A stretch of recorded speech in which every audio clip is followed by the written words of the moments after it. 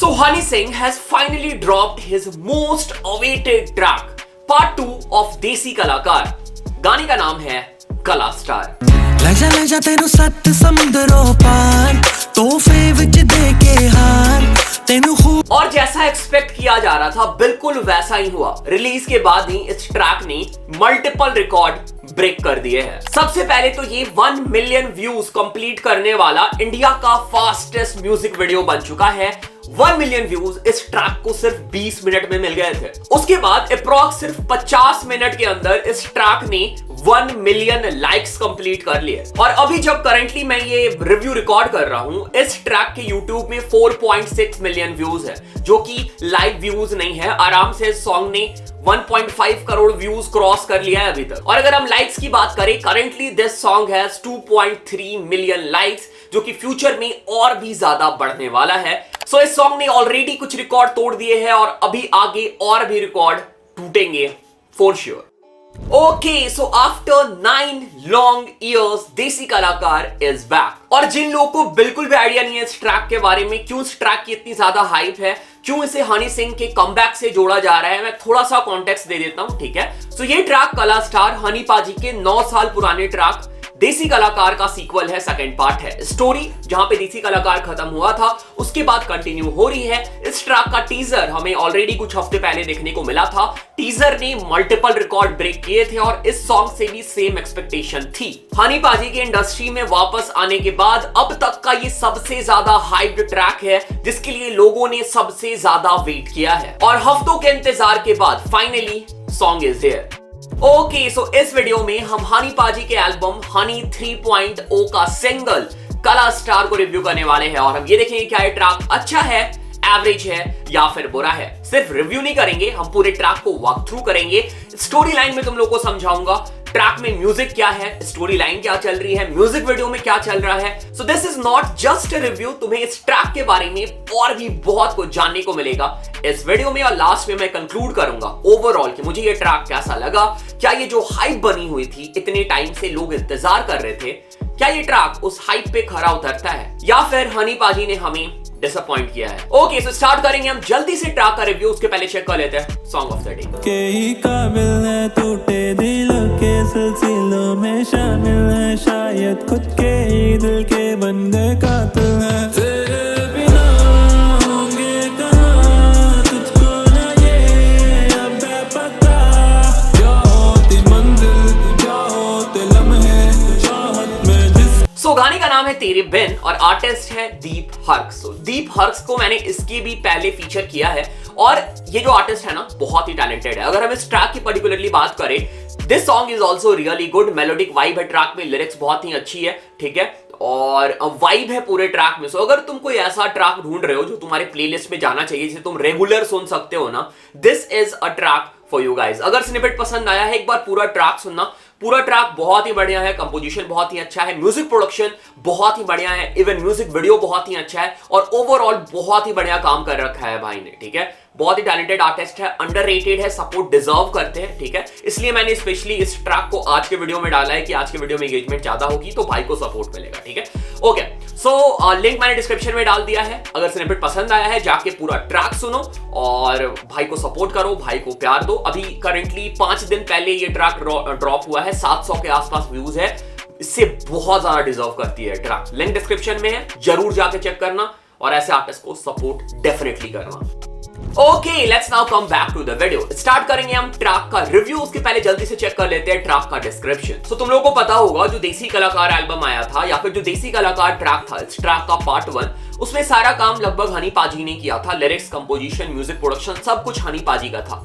But इस track में वैसा नहीं है। इस ट्रैक में हमें हनी पाजी सिर्फ सिंगिंग और रैपिंग करते हुए नजर आ रहे हैं। बाकी जो काम है ना वो उनकी टीम मेंबर्स ने किया है, अलग अलग लोगों ने किया है। सो गाने का नाम है कला स्टार, सिंगर है यो हनी सिंह, फीचर है सोनाक्षी सिन्हा का जो हमें पार्ट 1 में भी देखने को मिली थी। कंपोजर है रोनी अजनाली एंड गिल मचारी। लिरिक्स अगेन रोनी और गिल का है। म्यूजिक दिया है बेस योगी ने, मिक्स मास्टर किया है जयमीत ने और गिटार जो तुम्हें सैंपल सुनने को मिलेगा वो है फैजान रहमान का। और हाँ, जल्दी से अगर तुम टी शर्ट बाय करना चाहते हो देसी हिप हॉप के हनी पाजी से रिलेटेड, इवन कला स्टार के टी शर्ट तुम्हें देखने को मिल जाएंगे, माफिया मुंडेर के टी शर्ट तुम्हें देखने को मिल जाएंगे, तुम ग्रैब कर सकते हो दी साइड चेन से। यहाँ पे तुम्हें और भी बहुत सारे अच्छे क्वालिटी के DHH टी शर्ट देखने को मिल जाएंगे। सो इन सब टी शर्ट का लिंक भी डिस्क्रिप्शन में होगा। अगर टी शर्ट बाय करना है, क्वालिटी चेक कर लो कैसा है, ठीक है, तो तुम्हें ऐसे क्वालिटी के टी शर्ट मिल जाएंगे। COD अवेलेबल है और इवन तुम ऑनलाइन पेमेंट कर सकते हो। मैं प्रेफर करूंगा ऑनलाइन पेमेंट करना, डिस्काउंट मिलेगा थोड़ा बहुत, COD में थोड़े चार्जेस ज्यादा लगेंगे। ट्रस्टेड वेबसाइट है, लिंक डिस्क्रिप्शन में, जाके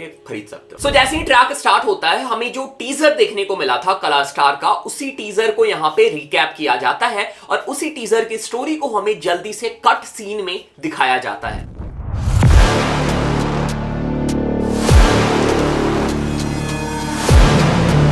और हाँ, ये जो ट्रैक है ये हमें Spotify में देखने को नहीं मिला है। जी म्यूजिक जिससे ये ट्रैक आया है, इनका Spotify से कुछ पंगा चल रहा है, तो हनी पाजी के ट्रैक अभी Spotify में, हनी 3.0 के ट्रैक अभी Spotify में देखने को नहीं मिल रहे हैं।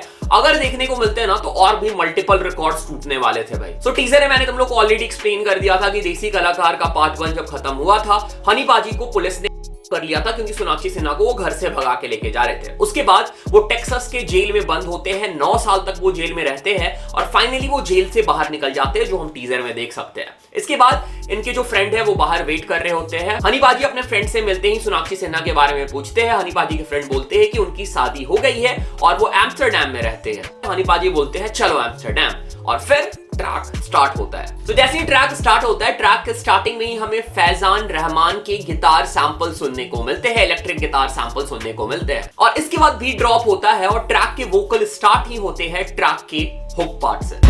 ले जा तेनु सत्त समुंदरों पार तोहफे विच दे के हार तेनु खूब। और अगर हम बात करें हुक पार्ट की, हुक पार्ट मुझे पसंद आया। ये ऐसा हुक है ना, मैंने अभी ये ट्रैक को 4 से 5 बार सुन लिया है और जितनी बार मैं सुन रहा हूं ना, ठीक है, ये ट्रैक, ये हुक पार्ट स्पेशली मेरे अंदर ग्रो कर रहा है। सो डेफिनेटली ये ऐसा हुक पार्ट है जो ग्रो करेगा। और जैसे तुम लोगों को करेंटली कुल्ले कुल्ले हर जगह सुनने को मिल रहा है, रील्स में हर जगह प्ले हो रहा है, वैसे ही ये जो हुक पार्ट है ना, ये भी हर जगह प्ले हो सकता है। हुक पार्ट इज रियली कैची। और हाँ देखो, इस ट्रैक की हाइप बहुत ज्यादा थी, पता नहीं लोगों ने क्या एक्सपेक्टेशन सेट करके रखा था। एक एक्सपेक्टेशन तो ये होगी कि ये देसी कलाकार के जैसा साउंड करेगा, जो कि हनी पाजी ने अपने लाइव में ही रिसेंटली क्लियर कर दिया था कि this song is different, this song has melodic vibe, rap part है वो छोटा सा है।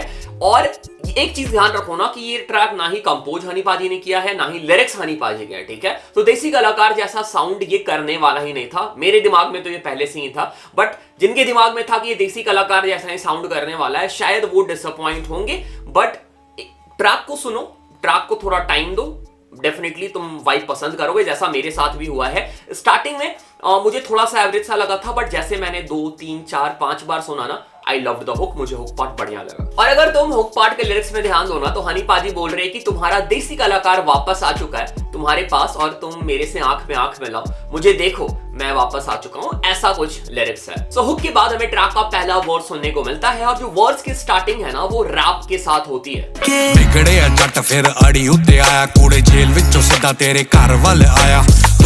और अगर हम इस पहले वर्स के लिरिक्स में ध्यान दें तो अगेन हनी पाजी बोल रहे हैं कि मैं जेल में था, जेल से निकल गया हूं और जेल से निकलने के बाद जो मेरी पहली प्रायोरिटी थी वो सिर्फ तुम थी, इसलिए मैं तुमसे सीधा मिलने के लिए आ गया। और ये जो पहला वर्स है ना, इसमें रैप पार्ट और मेलोडी पार्ट दोनों को साथ में ब्लेंड किया गया है, तो तुम्हें थोड़ा सा रैप थोड़ा सा मेलोडी अल्टरनेटिवली देखने को मिल जाएगा यहाँ पे। हंस के नहीं आया तारे तोड़ू जुगनू फड़जू दिल तेरे विच ऐदा वड़। और अगर हम बात करें कंपोजिशन की, तो गिल रोनी ने बहुत ही अच्छे से कंपोज किया है इस पार्ट को and the vibe is really good. Overall पहला वर्स बहुत सही लगा मेरे को। और इसके बाद हमें फिर से ट्रैक का हुक पार्ट सुनने को मिलता है। और अगर तुम अभी तक म्यूजिक वीडियो में ध्यान दो, तो अभी तक म्यूजिक वीडियो में ज्यादा कुछ हुआ नहीं है। हनी पाजी सोनाक्षी सिन्हा से मिलने के लिए एक नाइट क्लब में आए हुए और दोनों की जो नजरें है ना, नैन मटक्का चल रहा है अभी तक। इसके बाद चीजें होगी तो मैं एक्सप्लेन करूंगा। और फिर हमें ट्रैक का सेकंड वर्स सुनने को मिलता है। झूठ बोल के आजा तू हबीनू मेरे लिए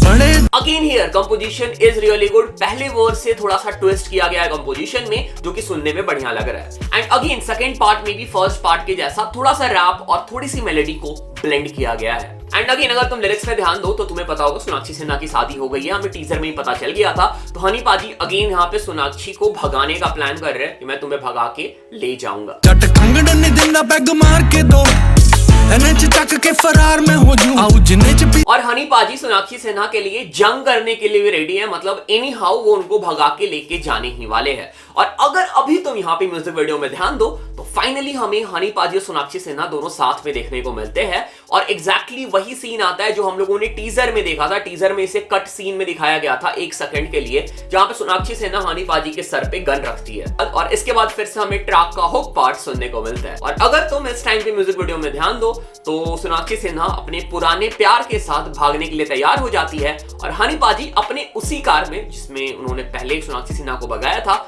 वही कार निकालते हैं, सोनाक्षी सिन्हा को फिर से भगा के ले जाते हैं। तो पहला जगते आशिक होए होने ने पर मेरे जिन्ने। और इसी बीच हमें ट्रैक का थर्ड वर्स भी सुनने को मिलता है। अगेन अगर हम बात करें कंपोजिशन की, लिरिक्स की, everything was going good so far. And again अगर तुम लिरिक्स पे ध्यान दो, हनी पाजी यहाँ पे बोल रहे हैं कि पैसे देके मैं तुम्हारा छेका तोड़वा दूं और तुम्हारे लाइफ में जो भी प्रॉब्लम है बेसिकली मैं वो सब खत्म कर दूंगा अगर तुम मेरे साथ चलने के लिए रेडी हो जाओगी तो।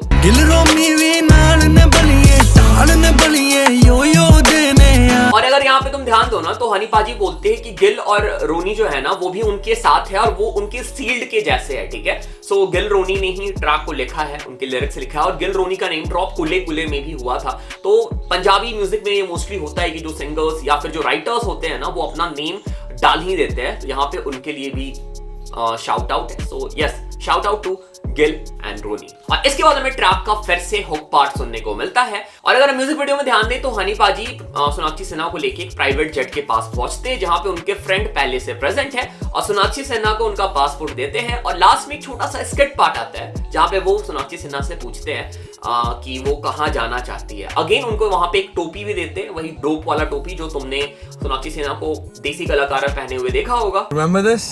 No way. और जब हनी पाजी पूछते हैं कहां जाना है तो सोनाक्षी सिन्हा रिप्लाई करती है 7 समुंदर पार, जो कि ट्रैक का हुक पार्ट भी था, पोर्तो रिको। सो यहां से ये लोग पोर्तो रिको के लिए निकल जाते हैं और लिखा हुआ आता है टू बी कंटिन्यू। तो हो सकता है कि इस एल्बम का जो अगला ट्रैक है उसमें भी हमें सोनाक्षी सिन्हा देखने को मिले। तो ये स्टोरी जो है ये कंटिन्यू होने वाली है, ठीक है। तो अब यहां से चीजें इंटरेस्टिंग हो गई है। उसके साथ साथ आज इवन उर्वशी राउतेला ने भी अपने इंस्टाग्राम स्टोरी में ये मेंशन किया है कि हमें लव डोज का भी पार्ट 2 देखने को मिलने वाला है। तो लेट्स सी, शायद लव डोज का पार्ट 2 भी हमें इस एल्बम में देखने को मिले या फिर नहीं तो इंटरनेशनल विलेजर 2 में तो डेफिनेटली देखने को मिल ही जाएगा। Okay, so this was it. ये हम लोगों ने ट्रैक को वॉक थ्रू कर लिया, म्यूजिक वीडियो के बारे में डिस्कस कर लिया, स्टोरी क्या चल रही थी उसके बारे में डिस्कस कर लिया। अब हम आ जाते हैं ट्रैक के प्रॉपर रिव्यू में। पहले स्टार्ट करते हैं म्यूजिक प्रोडक्शन के साथ। सो म्यूजिक प्रोड्यूस किया है बेस योगी ने। सो सबसे बेस्ट पार्ट जो लगा ना म्यूजिक प्रोडक्शन में वो था गिटार सैंपल। जो फैजान रहमान का गिटार सैंपल है ना, बहुत प्यारा गिटार सैंपल है और उसने जान फूंक दी है इस पूरे बीट में। उसके साथ साथ जो बेस योगी का पूरा बीट प्रोडक्शन था, जो अरेंजमेंट थी and overall everything was really good. ये ट्रैक एक प्रॉपर हिप हॉप ट्रैक नहीं है, थोड़ी सी पॉप वाइब भी थी इस ट्रैक में, तो उसके हिसाब से थोड़ी कमर्शियल टच भी ट्रैक में दी गई है, बीट में दी गई है, ठीक है। So overall really good job by base Yogi, loved the beat production, really good job.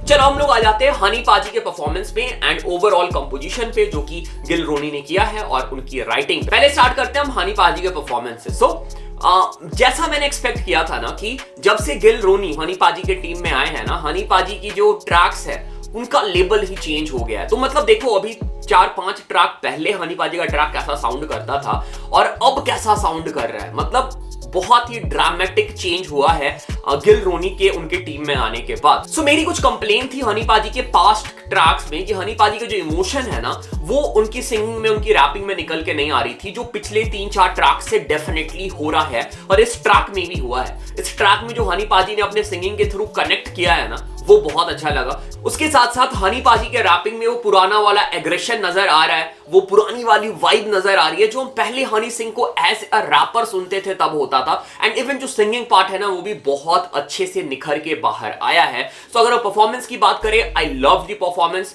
जो हनी पाजी को दिया गया था कंपोजिशन और लिरिक्स, उसको उन्होंने पूरी तरह से जस्टिस दिया है। He did really good job.